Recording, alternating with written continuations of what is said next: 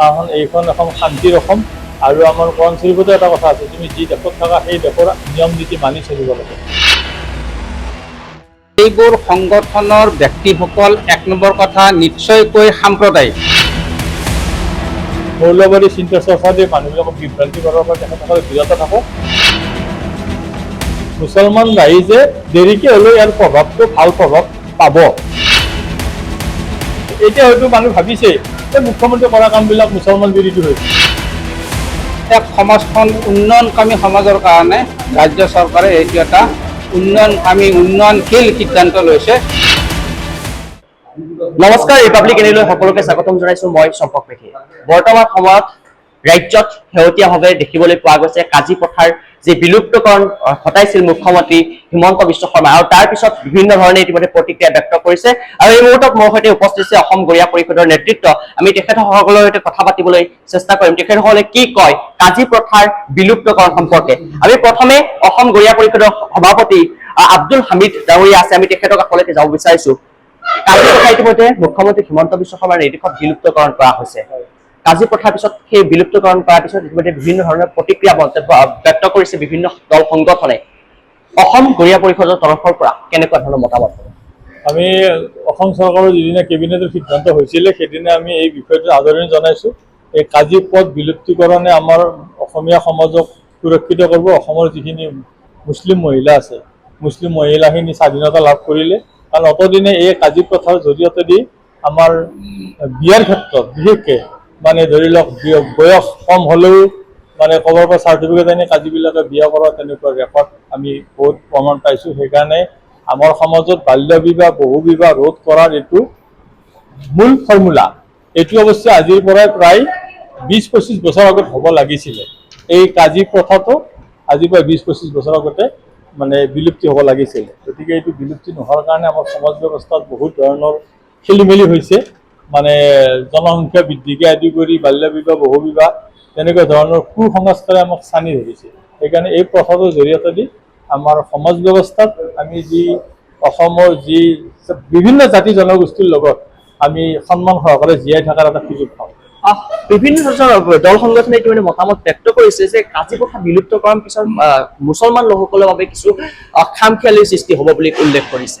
এইবিলাক দল সংগঠনে মৌলবাদী চিন্তা চৰ্চা দি এই কথাটো ব্যক্ত কৰিছে। আমি তেখেতসকলক তেনেধৰণৰ চিন্তা চৰ্চাৰ পৰা বিৰত থাকিব দিছোঁ, কাৰণ এইখন এখন শান্তিৰ অসম আৰু আমাৰ কোৰাণ শৰীফতো এটা কথা আছে, তুমি যি দেশত থাকা সেই দেশৰ নিয়ম নীতি মানি চলিব লাগে। এতিয়া আগৰ যুগত আছিল তেনেকুৱা কোনো আইন আদালত নাছিল, কাজী প্ৰথাৰ জৰিয়তে বিয়া হৈছিল। এতিয়া আপুনি বাহিৰত যাওক, মানে আপোনাৰ ৰাস্তাৰ কাগজ চাই কাজীৰ কাগজখন ইনভেলিড এতিয়া। গতিকে সেইকাৰণে কোৰ্টত বিয়া হ'ব লাগে আৰু কোৰ্টতে বিবাহ বিচ্ছেদ হ'ব লাগে। এইটো আমি অসম গৰিয়া পৰিষদৰ ফালৰ পৰাই অসমৰ ৰাইজক আমি আহ্বান দিছোঁ।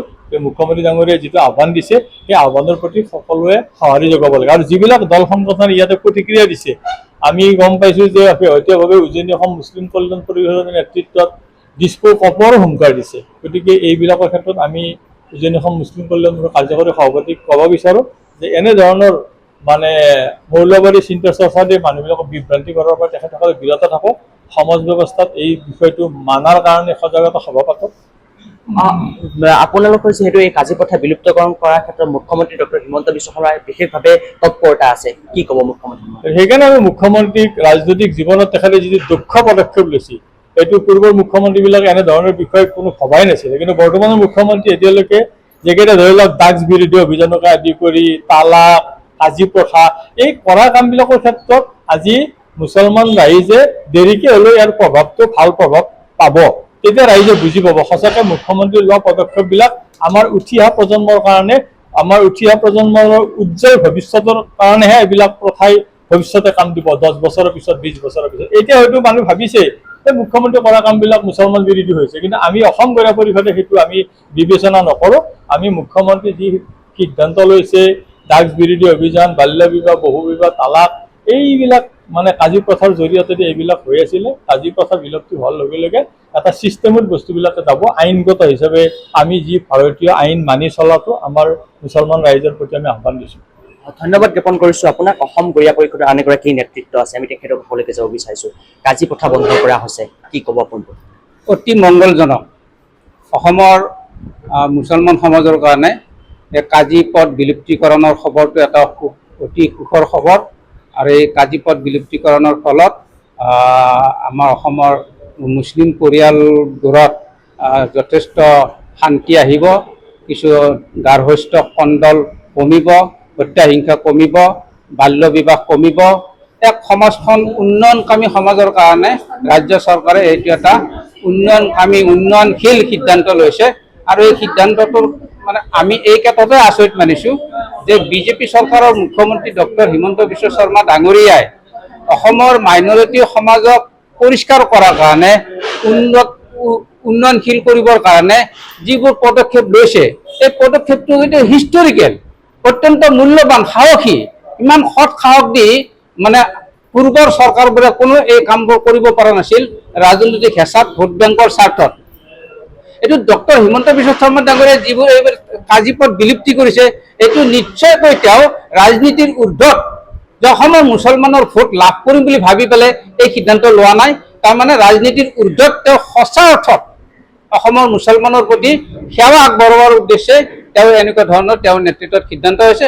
আমি মুখ্যমন্ত্ৰী ডাঙৰীয়াক আমি অভিনন্দন জনাইছোঁ আৰু অসমবাসী মুছলমান ৰাইজকো আমি আহ্বান জনাইছোঁ যে সঁচাকৈ এই ৰাজ্য চৰকাৰৰ দ্বাৰা যিবিলাক সিদ্ধান্ত লোৱা হৈছে এইবিলাক সিদ্ধান্ত অলপ ডিপলি গভীৰভাৱে চোৱা চিতা কৰি আমি সমাজ পৰিচালনা কৰা উচিত আৰু এই ক্ষেত্ৰত মানে অন্য কোনোবা দল, সংগঠন, ব্যক্তি, অনুষ্ঠান, প্ৰতিষ্ঠানে যাতে বিষয়টো বিপথে লৈ নাযায় তাৰ বাবে আমি আহ্বান জনাইছোঁ। কেইটামান ৰাজনৈতিক দলক ইতিমধ্যে দেখিবলৈ পোৱা গৈছে তেওঁলোকে ইতিমধ্যে এই যিটো প্ৰথা বিলুপ্তকৰণ কৰা হৈছে তাৰ বিৰোধিতা কৰিছে। যিবোৰ সংগঠন আৰু ৰাজনৈতিক দল এই কাজী প্ৰথা বিলুপ্তিকৰণৰ ক্ষেত্ৰত বিৰোধিতা কৰিছে সেইবোৰ সংগঠনৰ ব্যক্তিসকল এক নম্বৰ কথা নিশ্চয়কৈ সাম্প্ৰদায়িক মৌলবাদী, দুই নম্বৰ কথা তেওঁলোক নিশ্চয়কৈ সস্তীয়া ৰাজনীতি কৰিছে আৰু তিনি নম্বৰত হয় তেওঁলোকে একদম ইগনৰ, অজ্ঞতা, তেওঁলোকে ট্ৰেডিশ্যনেল বিষয়বিলাককহে তাৰমানে বিশ্বাস কৰে। ট্ৰেডিশ্যন চেঞ্জ কৰিব হ'ল। তেওঁলোকৰ প্ৰতি আমাৰ আহ্বান যে পৰম্পৰাগত কাম কাজবিলাক কিছু এৰিবৰ হ'ল, কাৰণ এটা নিউ ফৰ্ম সংস্কাৰ আনিবৰ কাৰণে নতুন চিন্তা চৰ্চা, নতুন পদ্ধতি অৱলম্বন তেওঁলোকে কৰক।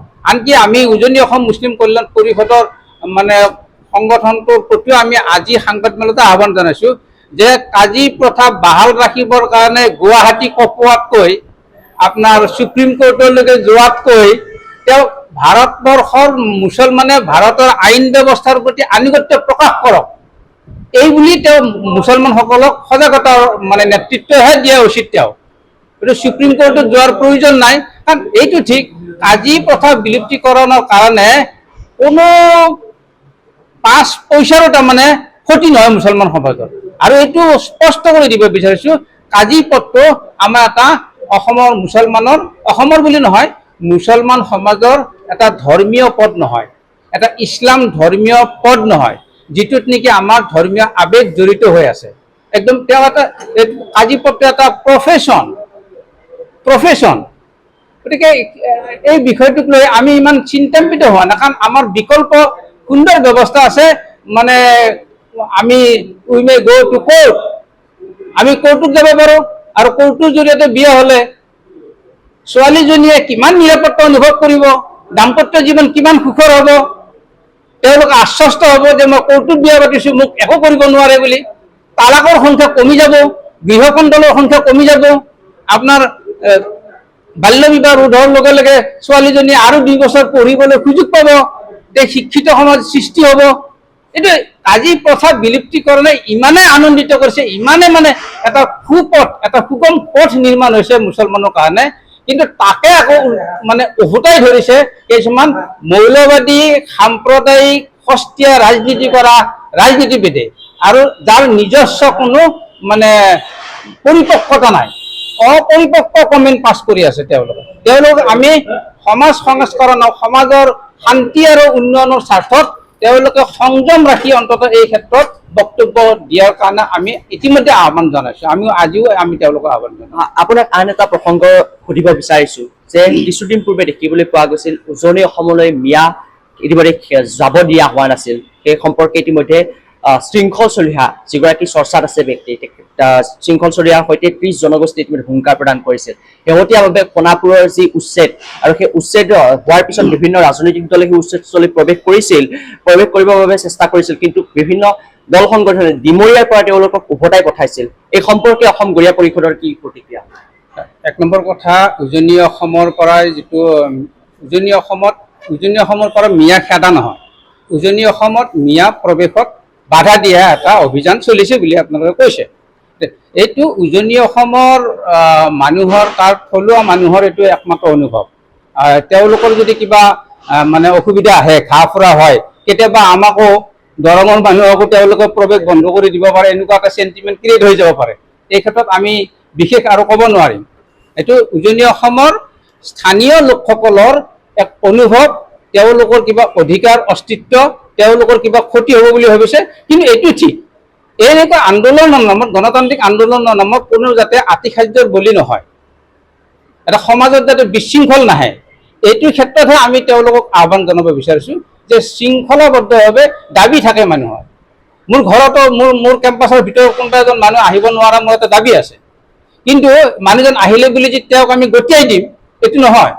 তেওঁক মানে অন্যায় নোহোৱাকৈ, যিহেতু তেওঁ যুদ্ধ কৰিবলৈ অহা নাই, গতিকে আইন শৃংখলাৰ মাজেৰে অপ্ৰীতিকৰ পৰিস্থিতি সৃষ্টি নোহোৱাকৈ তেওঁলোকে কিবা ভাবিছে, এইটো তেওঁলোকৰ কিবা লোকচান হৈছে বোলে। এই ক্ষেত্ৰত আমি অসম গৰিয়া পৰিষদে বহুত বেছি দীঘলীয়া কমেণ্ট আমি দিব বিচৰা নাই। ধন্যবাদ জ্ঞাপন কৰিছিলোঁ। ইতিমধ্যে যি কাজি প্ৰথা বন্ধ কৰা হৈছে আৰু সেই কাজি প্ৰথা বন্ধ সম্পৰ্কে অসম গৰিয়া পৰিষদৰ পৰা আপোনালোকে ইতিমধ্যে মতামত জানিব পাৰিছে। পৰৱৰ্তী সময়ত পুনৰ লগ পোৱাৰ আশাৰে আজিলৈ বিদায় লৈছোঁ। মই চম্পক মেধিয়ে। চাই থাকিব ৰিপাব্লিক এন।